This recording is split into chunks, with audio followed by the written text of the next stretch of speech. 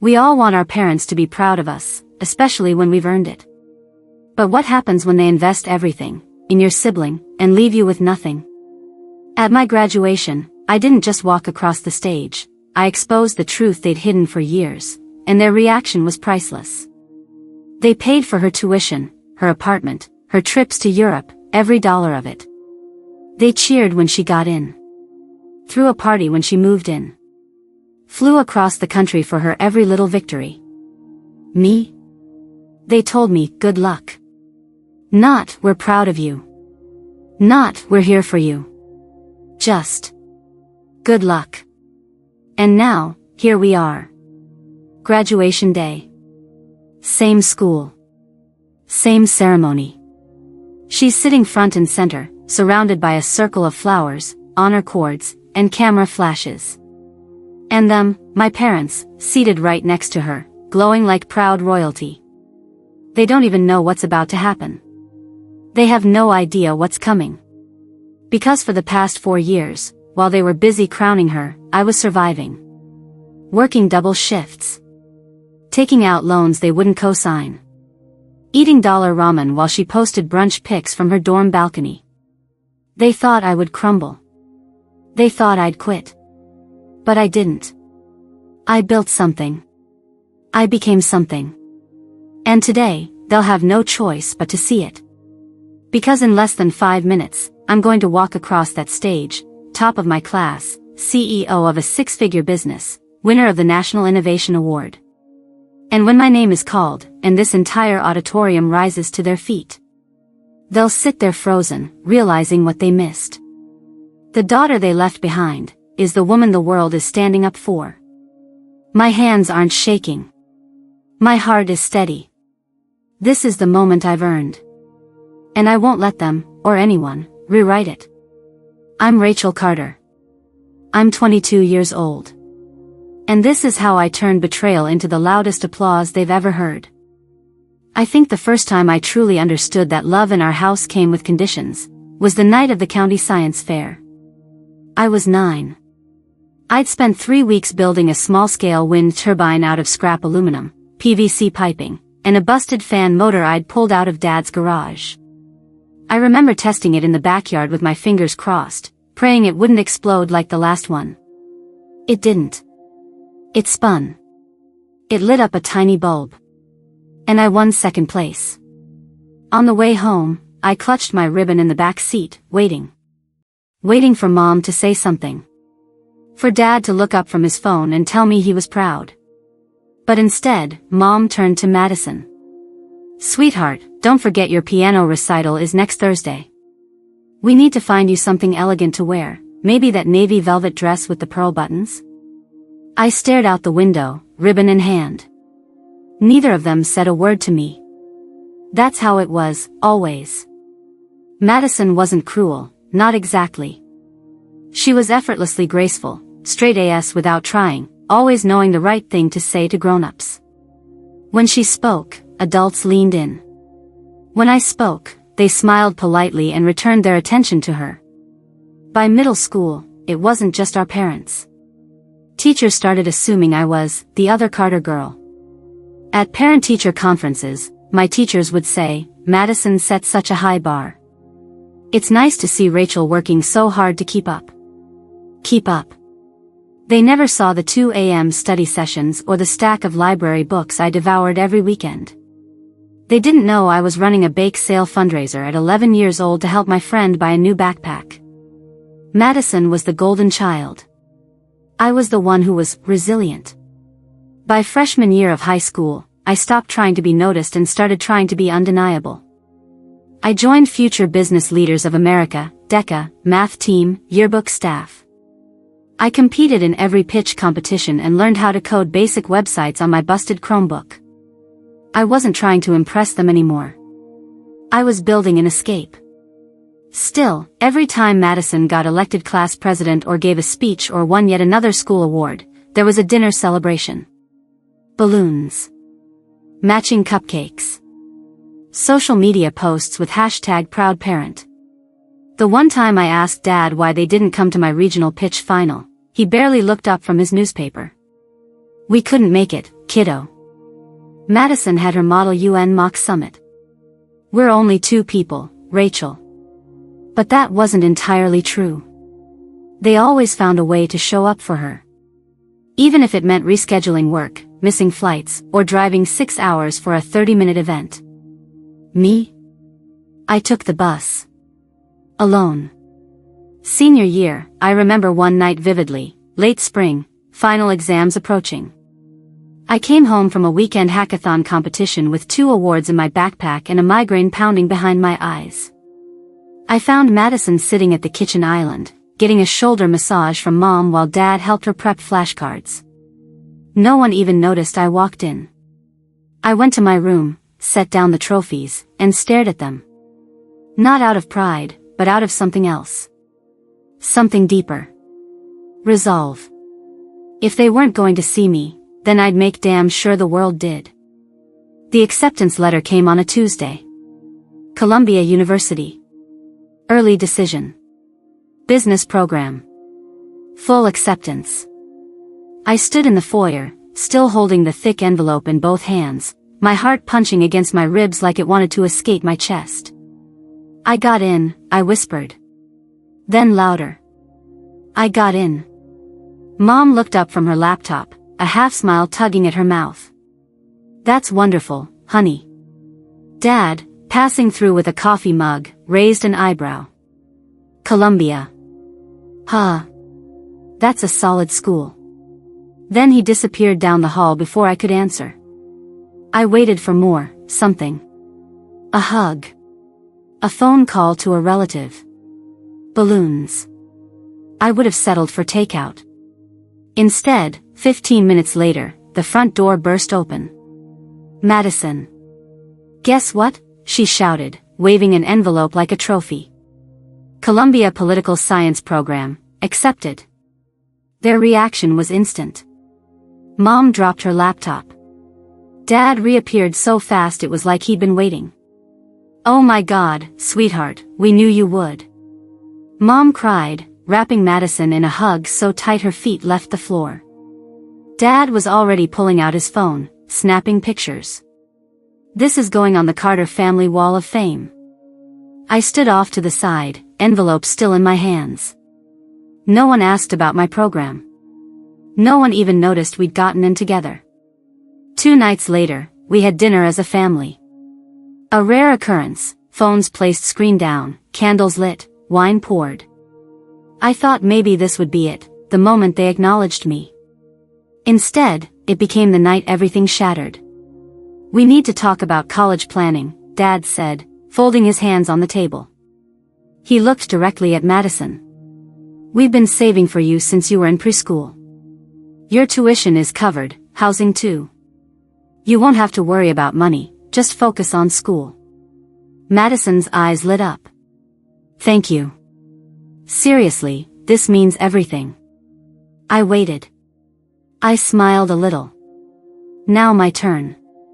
But the silence dragged. Wait, I said, my voice dry. What about me? They didn't meet my eyes. Dad cleared his throat. Rachel, we've only been able to save for one. And you've always been more independent.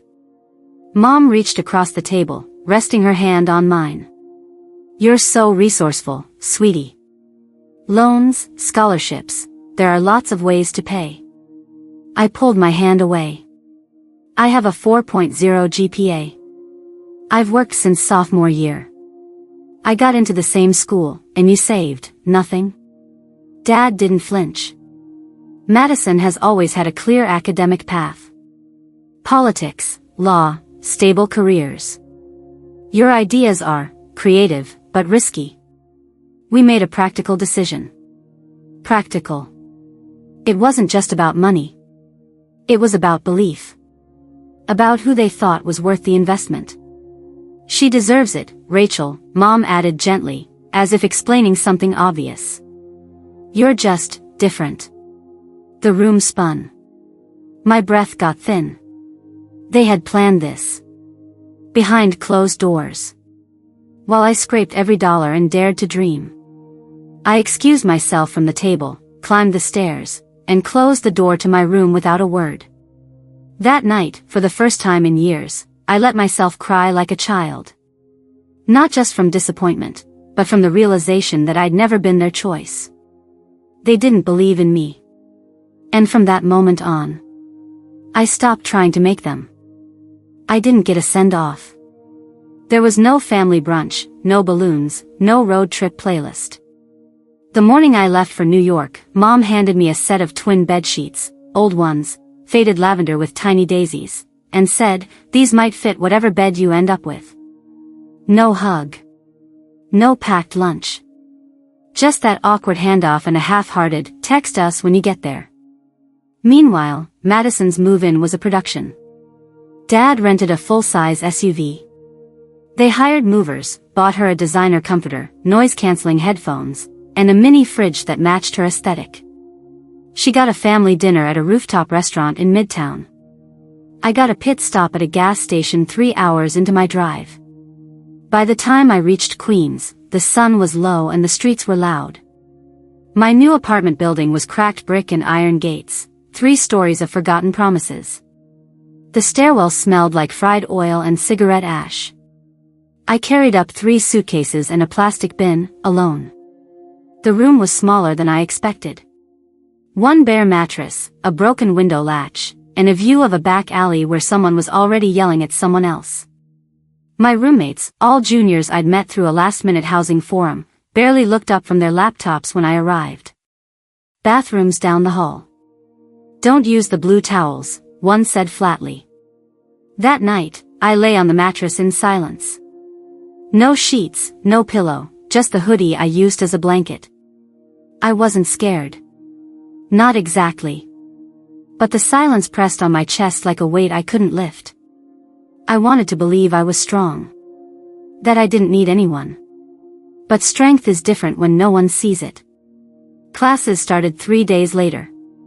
My schedule was brutal, back-to-back business lectures, 2 intro finance labs, and a night course in digital marketing.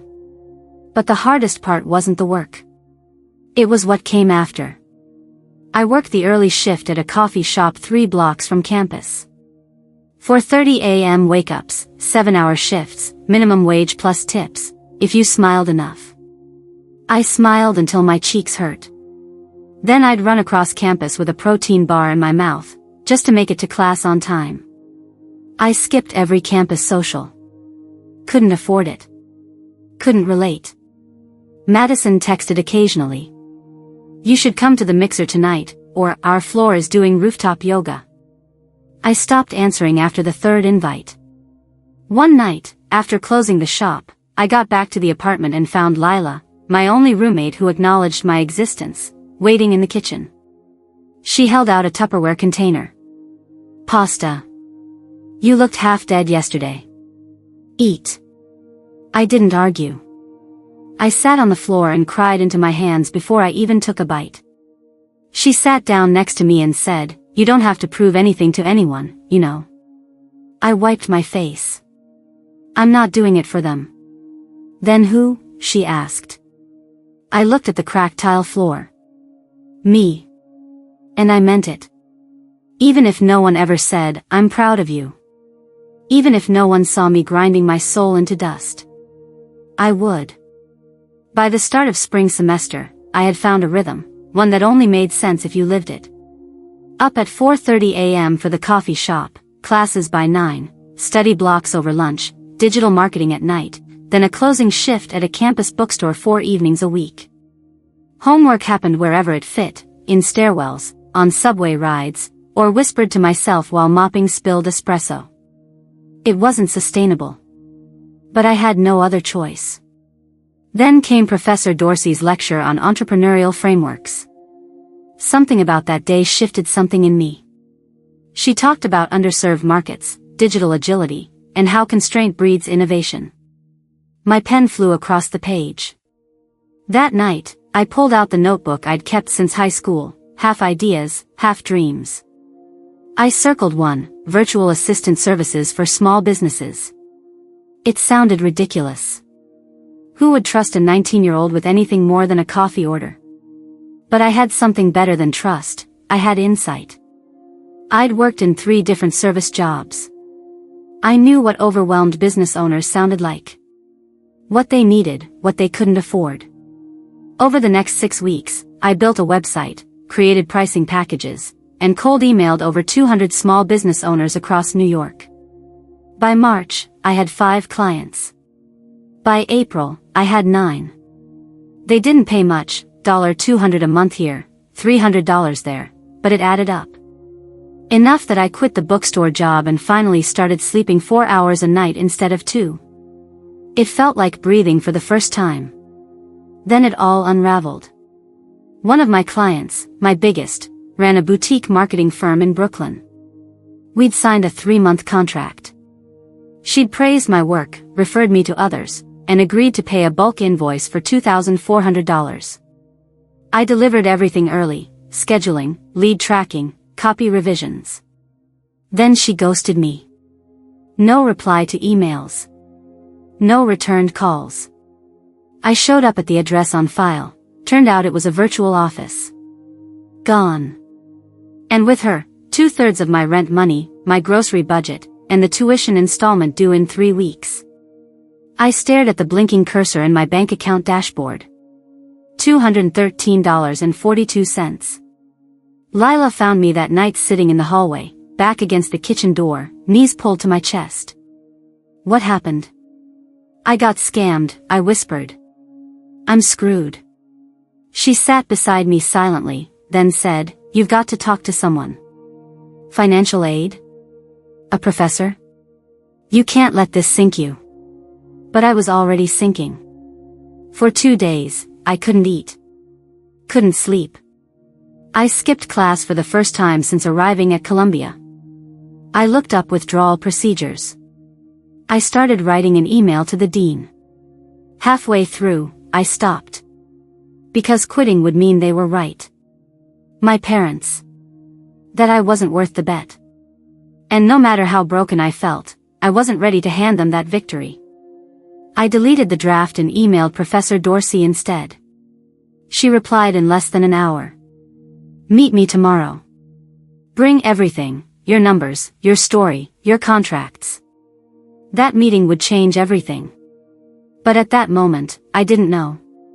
All I knew was I had lost nearly everything, and the only thing left was the part of me too stubborn to give up. It had been weeks since the client scam nearly took me out. But somehow, things had shifted. Professor Dorsey connected me to the university's Emergency Relief Fund. I was awarded a short-term grant to cover my tuition balance. She also pulled strings to get me into a research assistant position in the business department. The pay was modest, but the schedule was flexible, and the title looked good next to my fledgling business. By summer, I was back on my feet. Barely. But upright. And that's when Madison unraveled. It started as a subtle change. Fewer posts on her social media. No more filtered rooftop selfies or boss babe energy captions. Then came the cryptic stories, pictures of textbooks, black coffee, and captions like drowning or 13 pages left, 6 hours to write. I didn't think much of it. Madison had always handled stress with performative flair. But then, one Thursday night in mid-November, there was a knock at my apartment door. It was almost 10 p.m., and I hadn't spoken to her in months. I opened the door, and there she was, still in her Columbia sweatshirt, makeup smudged, her eyes red. In one hand, she clutched her laptop. In the other, a crumpled folder of papers. I didn't know where else to go, she said, voice cracking. She looked so small. I stepped aside silently. She sat at my kitchen table without waiting for an invitation, then spilled everything in a single breath. I'm failing my thesis seminar. Professor Goldstein says my research design is fundamentally flawed. She said if I don't restructure it completely, I might not graduate. I have 3 weeks. Silence. I leaned against the counter, arms crossed. What happened to all your planning? Your outlines? You've been prepping this for 2 semesters. Her lip trembled. I didn't plan. I thought I could just write it like my other papers. But she wants data. Analysis. Citations. It's not clicking. I let the silence sit for a beat longer. Then. So you came to me. I know you have research experience, she said quickly. Your name's on the faculty bulletin. I need help. It hit me all at once, how many years I'd spent trying to get her attention. To be seen as her equal. And now, here she was, asking for a lifeline. My first instinct was to tell her no. To let her sit in the same cold silence I'd grown up in. But something stopped me. Maybe it was the panic in her eyes. Or the fact that, for once, she wasn't smug. She was human. I pulled out a chair. Let's see what you've got. For the next 4 hours, we reviewed her draft. It was rough. Surface level. Missing structure, references, and any meaningful argument. But under the mess, I saw potential. I outlined a plan, how to rebuild her argument, how to collect basic survey data, how to cite properly. Around 2 a.m., she finally looked up from her notes and whispered, "Why are you helping me?" I shrugged. Because someone should. And maybe, just maybe, I needed to prove something to myself, too. That I didn't need to be cruel to be strong. 3 days after Madison's breakdown at my apartment, I got an email from Mom. Subject line, "Just thinking about you." No exclamation point. No emoji. That alone made me pause. I opened it expecting the usual vague family update or a link to some article she thought was interesting. But what I got wasn't that. It started like this. "Rachel. I heard from Madison that you've been helping her with her thesis. She said she wouldn't have passed the last round of reviews without you. I'm glad she turned to you. And I'm glad you said yes." I stared at the screen, unsure whether to keep reading. But I did. There's something I've never told either of you. Maybe because I was ashamed. Or maybe because I didn't want to admit that you and I were more alike than I've let on. My fingers tightened around the edge of my desk. When I was your age, I got accepted to NYU. Journalism. I had dreams of becoming a foreign correspondent, someone who chased the truth. I got a scholarship, packed my bags, and even made it to orientation. Then your grandfather lost his job. And your grandmother, well, she told me to come home. Said it wasn't practical for a girl to chase danger in foreign countries. Find a secure life. A family. A path with guarantees. Those were her words. I sat frozen. I had never, not once, heard Mom talk about college in anything but vague terms. So I did what they wanted. I came home, studied education instead. I met your dad a year later, got married, started our family. And I buried that version of myself, the girl with the voice recorder and a dream to see the world. My chest tightened. When you told us you wanted to build something, start your own path, I didn't see you as irresponsible. I saw you as dangerous. A reminder of who I used to be, before I gave it all up to be safe. I leaned back in my chair, the cursor blinking at the end of her paragraph like it was holding its breath. I know I failed you. Not because I didn't love you. But because I didn't have the courage to love you the way you needed. I thought I was protecting you by not encouraging your fire. But the truth is, I was afraid of it. Because mine burned out a long time ago. It ended simply. You deserved more from me.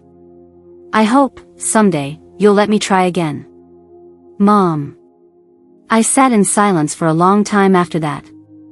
Not angry. Not vindicated. Just quiet. Because for the first time, I didn't see my mother as the woman who had overlooked me. I saw her as the girl who had been told to stop reaching. And she'd listened. I never had. And maybe that was the very thing she resented most, and admired more than she knew how to say. The morning of graduation arrived clear and warm, one of those rare New York spring days where the sky actually feels like it means well.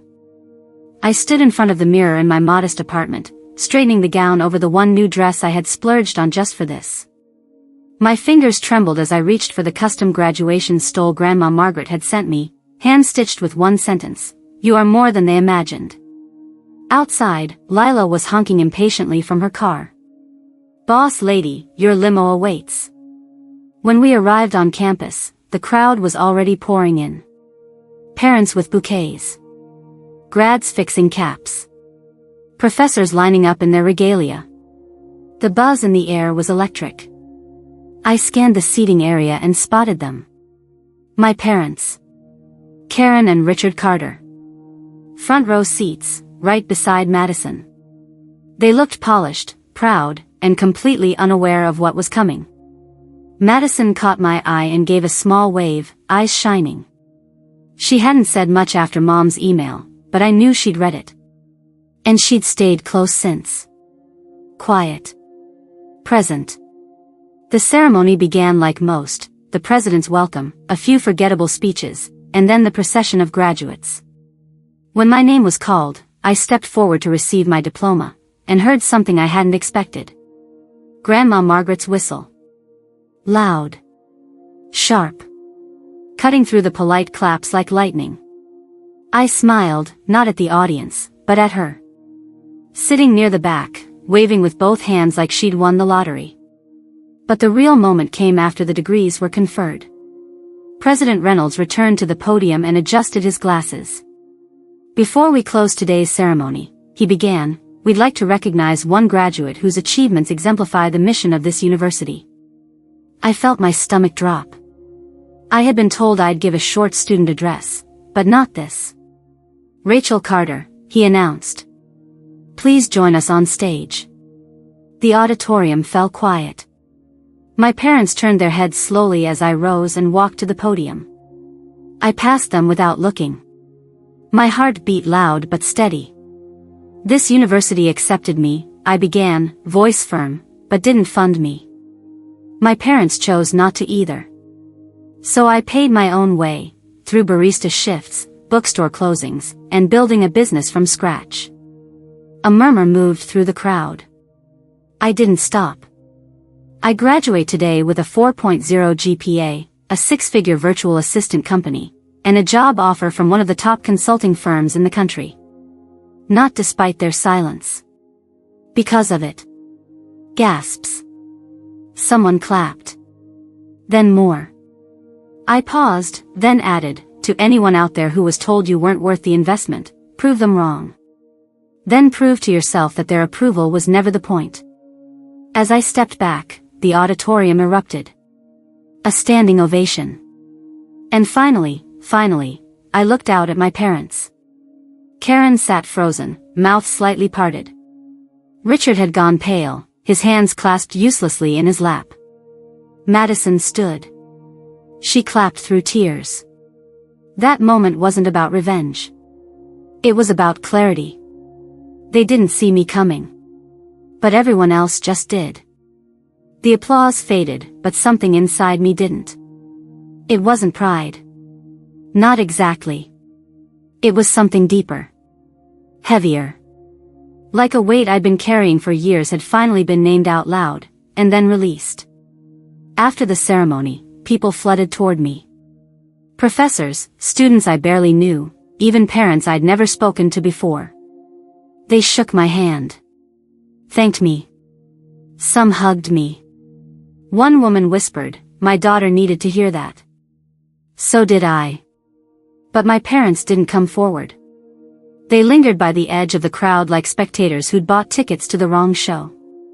Karen's smile looked forced, more like a grimace. Richard adjusted his tie with the same hand he used to silence uncomfortable dinner conversations. I didn't go to them. Instead, I walked to Grandma Margaret, who held my face in both hands and said, "You didn't just survive them, sweetheart. You outgrew them." That night, while the business school hosted a reception for outstanding graduates, I stood near the edge of the room with a glass of sparkling cider and watched Madison speak with one of my professors. She was animated, relaxed, even grounded. She caught my eye and walked over. They're shaken, she said softly, nodding toward our parents. They don't know how to talk about you now that everyone else sees you. I didn't answer right away. Finally, I said, they don't need to. I didn't build this for them. She nodded, her voice low. I used to think they were right, about you being too rebellious, too intense. But I watched you build something from nothing, and now I see it. She looked down at her hands, then back up. I want to be someone who deserves the kind of belief you give people. I smiled. Then start with yourself. Later that week, I sat alone in my apartment, the same worn walls, same creaky floor, but something was different. I wasn't just the girl scraping by anymore. I was a graduate. An entrepreneur. A speaker. A symbol. So I opened my laptop and began drafting a proposal, the Silent Fighters Fund, a scholarship for first-generation college students who, like me, had been told their dreams were too loud. I pitched it to the university board that summer. They approved it unanimously. The first recipient was a young woman from Michigan, working 2 jobs, caring for siblings, studying accounting. When I called to congratulate her, she cried so hard she couldn't speak. And in her silence, I heard my own younger self, every ache, every lonely walk to class, every lunch skipped to save money. Only this time, she wasn't alone. I used to think success would mean proving my parents wrong. But I've learned it means building something so true, so solid, that their doubt simply dissolves. So here's what I've come to believe. The ones who underestimate you are never the problem. Their vision is small. That's not your burden. Your job is to burn anyway. Let their coldness become your fuel. Let their silence sharpen your voice. Let every dismissal become a spark until the fire inside you makes it impossible to be ignored. And when they finally look up, when their faces go pale at the truth you've become, smile. Because you were never meant to fit their version of you. You were meant to exceed it.